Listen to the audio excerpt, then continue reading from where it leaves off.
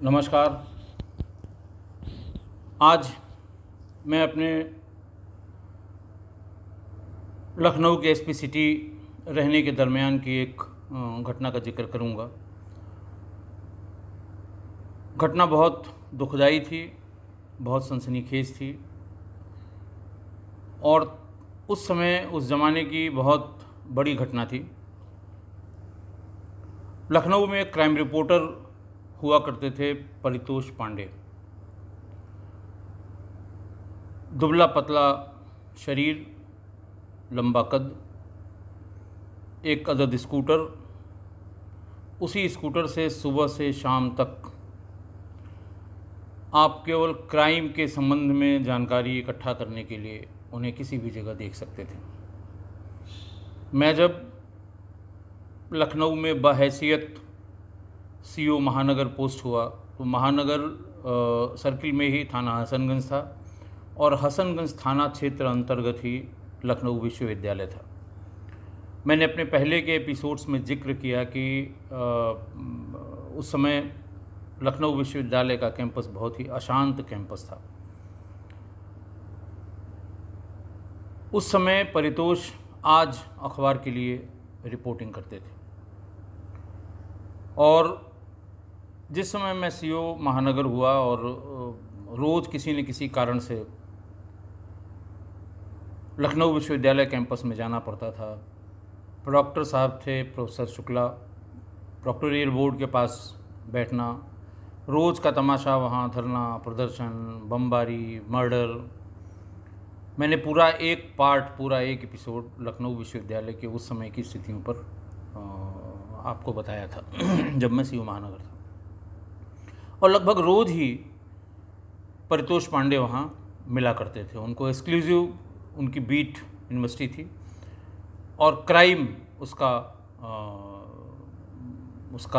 उसका शौक़ था या उसको महारत हासिल थी, या क्राइम के बारे में वो बहुत गहराई से, जो एक क्राइम रिपोर्टर के जो दायित्व होते हैं, उसकी जो प्रतिभा होती है, उसकी जो एनालिसिस होती है, उसका जो विश्लेषण होता है और जो पुलिस के तौर तरीके हैं किसी क्राइम को खोलने का, किसी क्राइम सीन पर पहुंच के उसके बारे में जानकारी करने का, परितोष उससे पूरी तरह से विज्ञ था।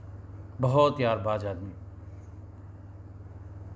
और उस समय की सभी घटनाओं के बारे में उसने बहुत ही बेलौस तरीके से आज अखबार में लिखा था।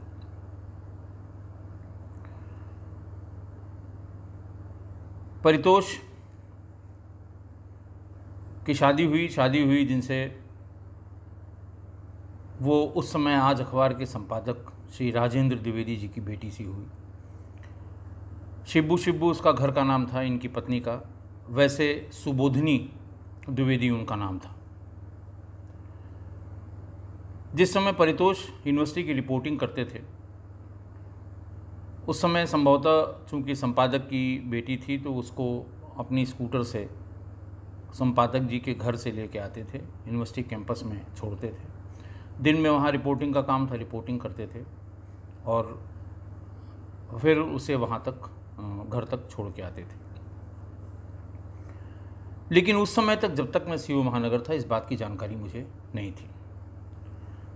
बाद में जब मैं सीओ हजरतगंज आया तो एक दिन मैंने सुबह 10 बजे ही परितोष की स्कूटर जो थी उसको सारे क्राइम रिपोर्टर और लगभग लखनऊ के सभी थानाध्यक्ष, सीओज, एडिशनल एसपीज सब जानते थे। बिना चाबी लगाए हुए, बिना ताला लगाए हुए खड़ी की गई स्कूटर। रात में जब दोस्त यारों के साथ वो दूसरे लोक में चले जाते थे, परितोष अक्सर उनकी गाड़ी का एक्सीडेंट किसी से होता था। फिर उसके बाद सड़क पे ही परितोष तमाशा खड़ा करते थे, पुलिस जाती थी, हाथ पकड़ के उनका समझा के अपने साथ ले आती थी, गुस्सा शांत करती थी। सभी लोग जानते थे परितोष को। ऐसा कोई नहीं है जो क्राइम रिपोर्टर ना जानता हो और ऐसा कोई पुलिस वाला नहीं था, और ख़ासकर जहाँ उनका ऑफिस था थाना क्षेत्र हजरतगंज में, वहाँ उसके आसपास सभी लोग जानते थे। परितोष के बहनोई, सगे बहनोई स्वर्गीय श्री जगत बाजपेयी, इनका भी ज़माना था। दैनिक जागरण जब शुरू हुआ था और लखनऊ में अपने आप को इस दैनिक जागरण ने इस्टेब्लिश किया था, उस दौर के पत्रकार थे और क्राइम रिपोर्टर थे। जलवा था इनका, जलजला था जगत बाजपेयी का। हम जब गए थे तो लोग कभी कभार किसी इंसिडेंट के बारे में जगत बाजपेयी को कोट करते थे। उनकी पत्नी यानी परितोष की बहन अदिता बाजपेयी, गृहिणी, बहुत समझदार, हम लोग भी दीदी उनको कहते थे, बहुत भली महिला।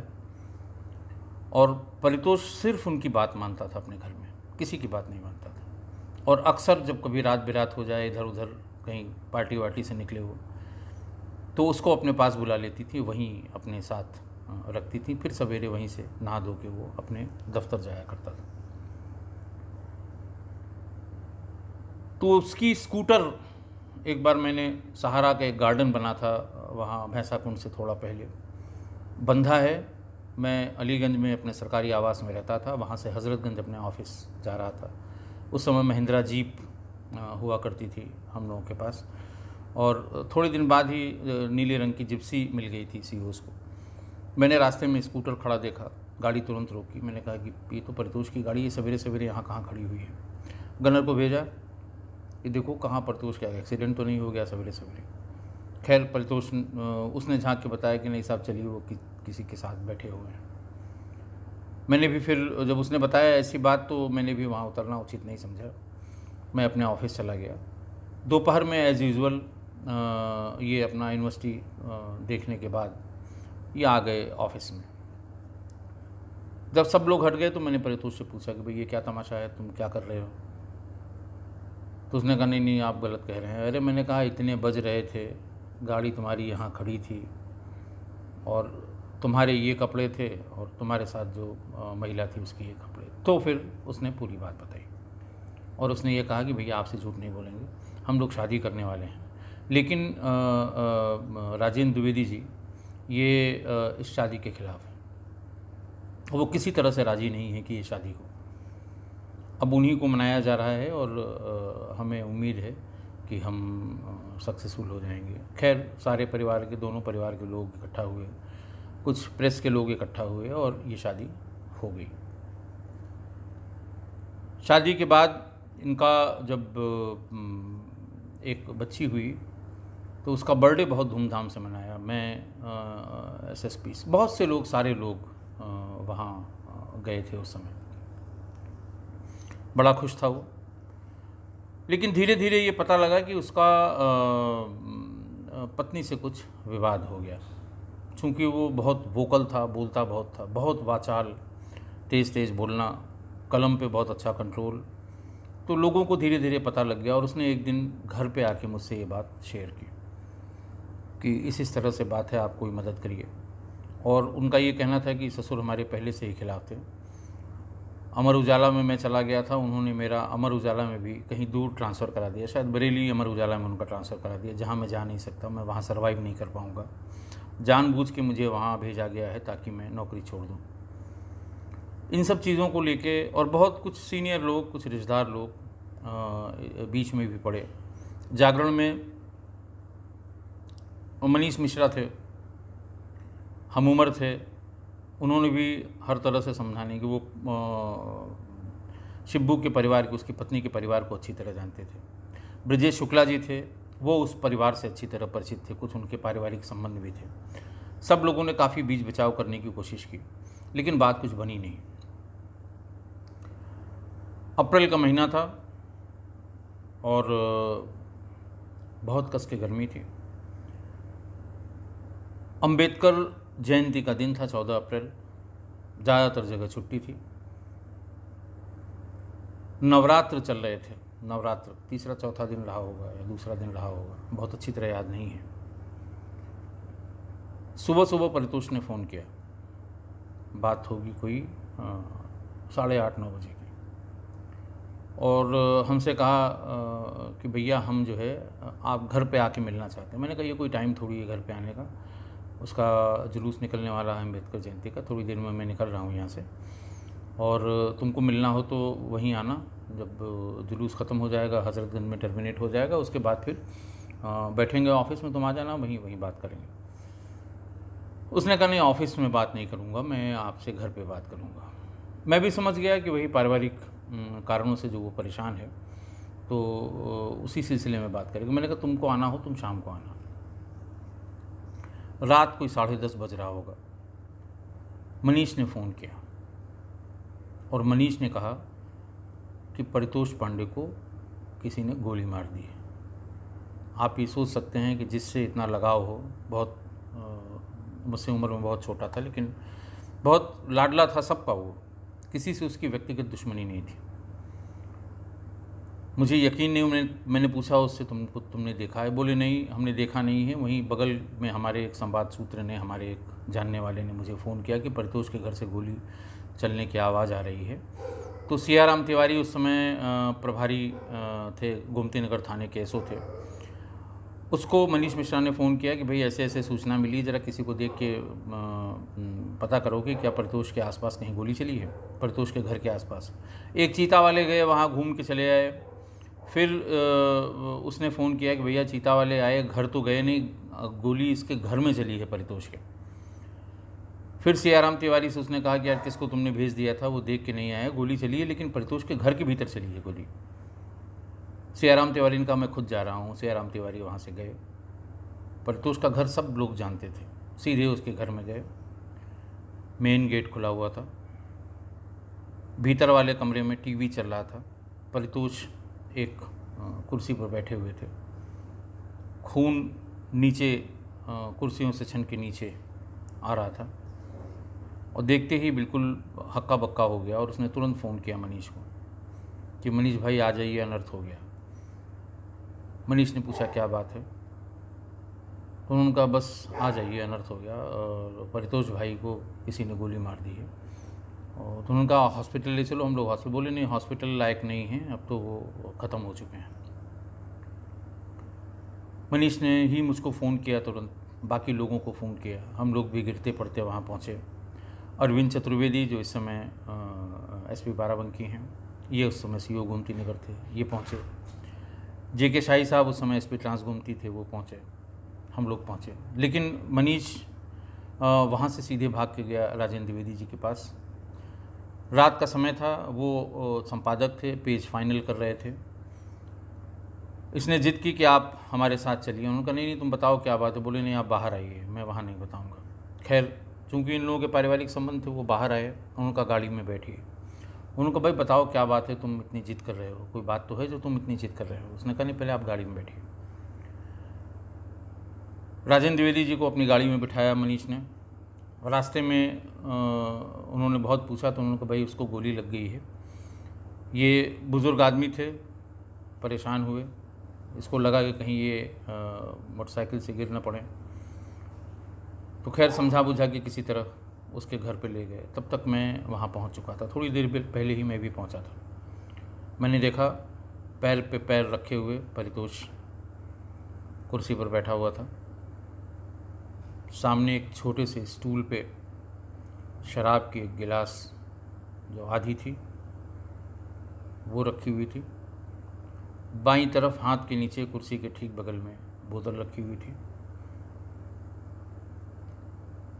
पीछे से जो एंट्री का दरवाज़ा है उस तरफ उसकी पीठ थी। दरवाज़ा संभवतः खुला हुआ था, जो कोई भी आया था उसने दरवाज़ा खोल के और पीछे से ही कई गोलियां उसके सिर पे मारी थी। कार्टेजेस वहाँ पड़े हुए थे, बुलेट्स रिकोचिट होके साफ साफ दिखाई दे रही थी। बिल्कुल सहम गए देख के हम लोग, सभी का मित्र था। तब तक वहाँ पर भीड़ इकट्ठा होना शुरू हो गई।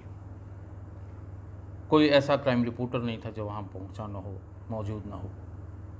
इसी बीच में राजेंद्र द्विवेदी जी आ गए, वो भी लिपट के रोने लगे। उन्होंने अपनी बेटी को बताया, अपने बेटे चेतन को बताया, जो सच्चिदानंद द्विवेदी जी हैं, लोग परिचित होंगे, पत्रकार हैं, बहुत भले आदमी हैं।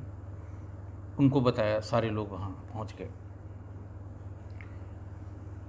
इसी बीच में 1 बज गया, 1 डेढ़ बज गए और सीनियर लोग जितने एडिटर्स थे वो भी पहुंच गए, क्योंकि लखनऊ की में एक पत्रकार की हत्या हुई थी। राष्ट्रपति शासन लगा हुआ था। स्वर्गीय श्री विष्णुकांत शास्त्री जी उस समय महामहिम राज्यपाल थे उत्तर प्रदेश के।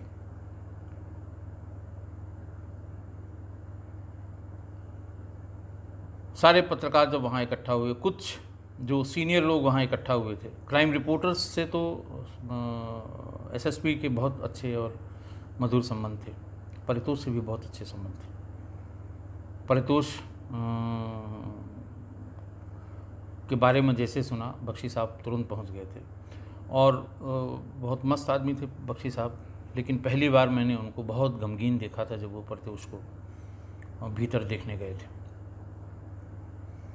लेकिन सीनियर्स जो एडिटर हुआ करते थे, उनकी तमाम जितने वहाँ इकट्ठा थे, उनकी जो जिस हिसाब से वो बातचीत कर रहे थे, उससे लग रहा था कि उनको बीबी बख्शी साहब से परेशानी थी। बीबी बख्शी साहब के बारे में तमाम उल्टी सीधी बातें कर रहे थे। ये हुआ, सब लोग पहुंच गए, हमारे आईजी जोन पहुंच गए, डीआईजी रेंज पहुंच गए, मैं था ही, एसएसपी पहुंच गए। वहीं पर कुछ जो सीनियर लोग थे, अच्छा पत्रकारों का वो समय होता है जब ये अपने ऑफिस से खाली होके निकलते हैं, फिर वो सब अपनी अपनी मस्ती में डूबे होते हैं। आप समझ सकते हैं किस मस्ती की बात मैं कर रहा हूँ। ज़्यादातर लोग उसी अर्धचेतन अवस्था में थे और किसी और को नहीं, बख्शी साहब के खिलाफ बोल रहे थे। तभी किसी ने कहा कि भाई हमारे क्राइम रिपोर्टर का मर्डर हुआ है। उस समय परितोष जनसत्ता में थे, जनसत्ता अखबार में थे कि मर्डर हुआ है और यहाँ पर डीजीपी को होना चाहिए। आर.के. पंडित साहब उस समय डीजीपी थे। आर.के. पंडित साहब से संपर्क करने की कोशिश की गई बहुत से लोगों ने, नहीं कोशिश हुई। परवेज़ उस समय थे टाइम्स ऑफ इंडिया में, अभी भी हैं। इन्होंने जो सभी क्राइम रिपोर्टर्स ने ये कहा कि परवेज़ बात करो, डीजी साहब को बुलाओ, नहीं बात बिगड़ रही है, सीनियर्स को हम कुछ कह नहीं सकते और सारे सीनियर्स कुछ न कुछ बवाल करा देंगे। परवेज़ ने फ़ोन मिलाया। परवेज़ टेलीफोन ड्यूटी ने डीजी के घर में उठाया। उन्होंने बताया साहब बात करा दीजिए डीजी साहब से, बहुत ही गंभीर बात है। उसने कहा साहब मेरी हिम्मत नहीं है, मैंने 2 बार घंटी दी, वो उठा नहीं रहे हैं, आप मोबाइल पे बात कर लीजिए। खैर इन लोगों ने कहा एक बार और ट्राई करिए और आर.के. पंडित साहब लाइन पर आ गए। परवेज़ ने उनसे कहा कि साहब ऐसी ऐसी बात हो गई। उन्होंने कहा हाँ हाँ मुझे बात पता लग गई है, लेकिन बहुत डिटेल मेरे पास नहीं है, मैं अभी डीआईजी आईजी को कह देता हूँ, आपको डिटेल उसकी दे देंगे। ये बात स्पीकर फ़ोन पे कर रहा था वो, इसकी वजह से बहुत नाराज़ हुए वहाँ पे जितने सीनियर लोग थे, बहुत ज़्यादा नाराज़ हो गए और उन लोगों ने ये कहा कि जब अगर इतनी बड़ी घटना पे भी डीजीपी यहाँ नहीं आते हैं। खैर उन्हें वो बहाना मिल गया कि साहब वो डीजीपी नहीं आ रहे हैं, एक बहाना था उनके लिए।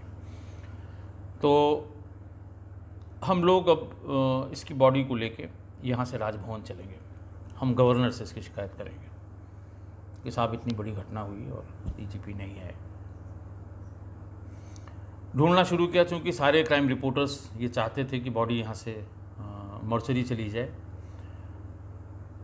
तो उनसे कहा गया भाई एम्बुलेंस मंगाइए, कहीं एम्बुलेंस नहीं मिली। इस बीच में पुलिस ने भी सब जगह कह दिया, मेडिकल कॉलेज की, प्राइवेट, कहीं भी एम्बुलेंस कोई देने को तैयार नहीं हुआ। खैर इन लोगों ने किसी तरह से मैनेज करके एक प्राइवेट हॉस्पिटल से एम्बुलेंस मंगवाई, नहीं बल्कि कुछ लोगों को भेज के वहाँ से वो खुद ड्राइव करके ले आए। वो ड्राइवर जाने को तैयार नहीं था। सबको पता लग गया था कि किस पर्पज़ से एम्बुलेंस मांगी जा रही है। वहाँ से चले। इस बीच में थोड़ा समय मिल गया, पुलिस ने अपनी बैरिकेडिंग कर ली। बद्रियाबाग चौराहे पर जिधर गोमती नगर से आते समय जब राजभवन की तरफ मुड़ते हैं, संख्या करीब 200-250 की हो गई। सारे पत्रकार, सारे सीनियर्स और सारे जूनियर्स सब इकट्ठा हो गए। उस समय 2002 के जितने बड़े पत्रकार थे, कुछ तो हैं इस मतलब काफ़ी हैं इस समय, बहुत सीनियर पोजीशन में हैं वो, उन्होंने मोटरसाइकिल से जो लोग आगे जा रहे थे उन्होंने देखा रास्ते बंद कर दिए गए हैं। किसी तरह चकमा दे के वो लोग गेट के सामने पहुंच गए, राजभवन के गेट नंबर 2 के सामने। राजभवन का गेट बंद था। मैं अपनी थोड़ी सी फ़ोर्स के साथ, चूँकि काफ़ी फ़ोर्स यहाँ चारों तरफ जो रास्ते बंद किए गए थे वहाँ लगा दी गई थी। मैं मौजूद था, मेरा सीओ मौजूद था, सब लोग मौजूद थे। दो जो बड़े लोहे के मजबूत फाटक थे, उस फाटक के बीच में एक सांकल बंधी हुई थी ताकि सिर्फ एक आदमी उसमें से आ जा सके। पत्रकारों ने कहा कि अभी भी समय है, डीजीपी अगर यहाँ आ जाएंगे, नहीं तो ऐसा होगा वैसा होगा। कुछ यंग पत्रकारों ने, मनीष मिश्रा भी इसमें शामिल थे, इन लोगों ने ज़ोर ज़ोर से दरवाजे को घसीटना शुरू किया, उस पर धक्का दिया और हमारे ख्याल से पहले या दूसरे धक्के में ही वो सांकल जो लगी हुई थी वो टूट गई और राजभवन का दरवाज़ा पूरा खुल गया। हुल्लड़ मचाते हुए सभी पत्रकार उसकी बॉडी को लेके राजभवन के भीतर दाखिल हो गए। जो पुलिस राजभवन की सुरक्षा के लिए मौजूद थी, 2-1 मिनट तक उनसे थोड़ी बहुत गुत्थम गुत्था हुई। एक मनीष श्रीवास्तव थे, आजकल कहीं ब्यूरो चीफ हैं, वो उस समय तो हमारे ख्याल से हेल्थ देखते थे, बहुत दुबले पतले हेल्थ देखते थे, लखनऊ में किसी अखबार में या जागरण में ही शायद वो हेल्थ स्वास्थ्य विभाग की रिपोर्टिंग करते थे। उनकी किसी हम अधिकारियों में से किसी गनर से कुछ कहा सुनी हो गई और उसमें उनको चोट लग गई थोड़ी सी और मुंह से ब्लड निकलने लगा। ये देख के और नाराज़ हो गए सब और बॉडी लेके परितोष की सब लोग दाखिल हो गए राजभवन में। राजभवन के पोर्टिको पे परितोष की बॉडी रख दी। रात का समय था, 2:30 बज रहा था। राष्ट्रपति शासन लगा हुआ, महामहिम राज्यपाल राजभवन में, बुज़ुर्ग आदमी आराम कर रहे होंगे और इसी बीच में डेड बॉडी पोर्टिको में रख दी गई। सारे पत्रकार, जूनियर सीनियर सब और नारेबाजी करने लगे। किसी ने भीतर जाके बताया या स्वयं उनकी आंख खुल गई महामहिम राज्यपाल की, शोर शराबा हो कि उन्होंने अपने सिक्योरिटी अफसर को बुलाया होगा, उन्होंने पूरी बात बताई। महामहिम श्री राज्यपाल श्री विष्णुकांत शास्त्री जी कुर्ता और लुंगी पहने ही नीचे उतर आए, पोर्टिको में आ गए। कुछ जो सीनियर लोग थे उन्होंने थोड़ी सी रिस्ट्रेंट जिसे कहते हैं, थोड़ा सा आत्मसंयम का परिचय दिया और उनके सामने एक घेरा बना लिया और जब सब बहुत ज़्यादा शोर मचाने लगे सब लोग अपनी अपनी बात, तो फिर उन्होंने कहा कि एक आदमी बात करेगा। सीनियर मोस्ट जो थे उन्होंने बात करनी शुरू की, साहब इस तरह से था और शिकायत वही एक एसएसपी साहब की, श्री बीबी बख्शी की, और दूसरा कि डीजी साहब मौके पर नहीं आए। बहुत ही शांत स्वभाव के थे राज्यपाल महोदय। उन्होंने पूरी बात सुनी। पूरी बात सुनने के बाद उन्होंने कहा कि मैं इसकी जांच एसटीएफ से करवाऊंगा। इस आश्वासन के बाद फिर बॉडी वहाँ से करीब 3:30-4 बजे के आसपास भोर में बॉडी राजभवन से लेके और उसे मॉर्चरी पहुँचाया गया। मॉर्चरी में बाकी जो पोस्टमार्टम के पहले की कार्रवाई थी वो कार्रवाई की गई। एसटीएफ को जांच दे दी गई। एसटीएफ ने टेलीफोन लगा के सुनने शुरू किए और आप जानते हैं एसटीएफ उस समय अपने चरम पे थी और सबको ये उम्मीद थी कि एसटीएफ इस घटना को सही अभियुक्तों के साथ खोल देगी। 22 सितंबर को, 14 अप्रैल की ये घटना थी, 22 सितंबर को एसटीएफ के एसएसपी श्री राजीव रंजन वर्मा साहब ने एक प्रेस कॉन्फ्रेंस की। प्रेस कॉन्फ्रेंस में ज्योतिरेश उर्फ संजय पांडे उर्फ अन्ना, ज्योतिरेश पांडे थे, इनको प्रेस के सामने प्रस्तुत किया गया और डिटेल प्रेस कॉन्फ्रेंस में एसएसपी साहब ने बताया कि इनके द्वारा ये हत्या करवाई गई है और हत्या में जो लोग शामिल थे वो राकेश वर्मा, सुजीत और छोटू थे।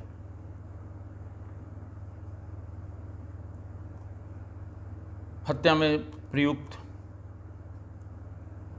जो कट्टा था या पिस्टल थी, रिवॉल्वर भी थी एक 32 की, मुझे एग्जैक्टली याद नहीं है, सारे असलहे बरामद हुए प्रयुक्त गाड़ी बरामद हुई और वहाँ कारण बताया गया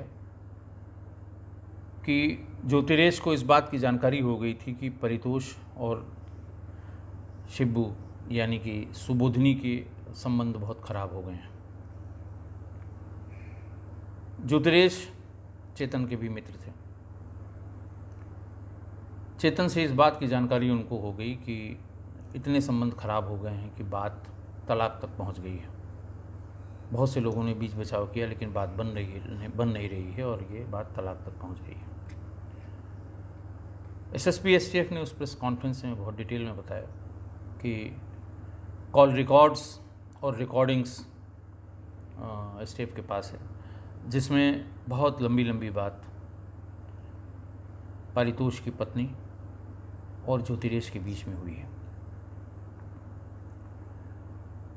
और ये माना गया कि इन संबंधों के खराब होने के कारण और ज्योतिरेश की निकटता बहुत बढ़ जाने के कारण इन लोगों ने शायद मिलकर ये प्लान बनाया कि परितोष की हत्या करनी है। और जिन 3 लोगों को लगाया गया उसमें राकेश वर्मा, सुजीत और छोटू को इन्होंने 2-3 दिन तक परितोष की रैकी की, कब आता है कब जाता है। परितोष कभी दरवाज़ा बंद करके या कभी उसे किसी भय या किसी डर की कोई बात नहीं थी।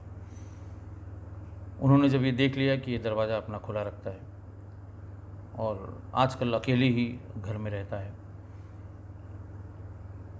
नवरात्र में संभवतः नवरात्र होने की वजह से वो किसी के साथ बैठ के शराब नहीं पी रहा था, खुद अकेले ही पी रहा था। ये बात उनको जानकारी हुई। रात में 10:30 पौने 11 बजे वहाँ घुसे और उसे गोली मार दी। ज्योतिरेश से बहुत डिटेल पूछताछ हुई। ज्योतिरेश ने बताया कि संबंधों के बारे में उसे जानकारी हो गई थी। दूसरा कारण और भी था कि ज्योतिरेश की एक बहन जिसका नाम अजिता पांडे था, उसको महानगर की पुलिस ने कई दोपहिया वाहन के साथ गिरफ्तार किया, जिसमें उसकी भी एक स्कूटी थी और ये बताया कि एक वाहन चोरों का गैंग ये चलाती है और इस गैंग से इतनी गाड़ियां बरामद हुई हैं। इस बात से बहुत आहत था ज्योतिरेश। हमारे ख्याल से लॉ कर चुके थे या लॉ कर रहे थे उस समय। इस बात से बहुत ज़्यादा आहत थे कि उसकी बहन को पुलिस ने इस तरह से किया है। खैर, एक कानूनी लड़ाई में ये साबित हो गया कि जो जिस स्कूटी को चोरी का बताया जा रहा था वो अजिता पांडे की ही थी। इसके बाद ज्योतिरेश ने एक प्रेस कॉन्फ्रेंस की। उस प्रेस कॉन्फ्रेंस में परितोष भी गया। जैसे ही प्रेस कॉन्फ्रेंस शुरू हुई, परितोष ने इसका बाइकआउट किया। परितोष वहाँ उससे ज्योतिरेश, जिसको अन्ना भी कहते थे, उससे झगड़ा किया, गाली गलौज की और तभी से उसके मन में ये आ गया ज्योतिरेश के कि इस परितोष की वजह से शायद सब जगह अखबारों में ये निकल रहा है या निकलवाया जा रहा है और मेरी बहन की बदनामी हो रही है। लेकिन ज्योतिरेश के दिमाग में बहुत सी चीज़ें थीं जो चल रही थीं। ऐसा इन्वेस्टिगेशन में उसके बाद फाइनली ट्रायल में ये सब चीज़ें आई। ट्रायल में इसका क्या हुआ मैं बहुत नहीं, उसका आउटकम क्या हुआ बहुत दिन छोड़े हुए मुझे नहीं पता है। जितनी बात उस समय तक जब मैं वहाँ एसपी था, ये बात उस समय तक की ही जो मेरी जानकारी में है वो ये है। बट इस तरह से एक बहुत ही अच्छे आदमी का, बहुत ही अच्छे क्राइम रिपोर्टर का एक निजी ज़िंदगी में एक हलचल से, उसकी व्यक्तिगत ज़िंदगी में एक हलचल से उसकी इस तरह से क्रूर हत्या की गई थी। और उसमें किस तरह से जो चौथे स्तंभ के बड़े बड़े खंभे हैं, पत्रकार महोदय लोग, ठीक है, उनके एक पत्रकार की हत्या हुई थी, उनका जो प्रदर्शन है वो जायज़ था, लेकिन जिस तरह से भोंडा प्रदर्शन, जुलूस लेके लाश को कंधे पे रख के, लाश को एम्बुलेंस में रख के, राजभवन का मेन गेट तोड़ के और राजभवन के पोर्टिकों में लाश ले जाके रख देना, ये उसके बाद चूँकि सभी अखबार के थे, अखबारों में कभी नहीं निकला, लेकिन इसके बहुत ही तीखी इस पर टिप्पणियाँ हुई, बहुत लानत मनालत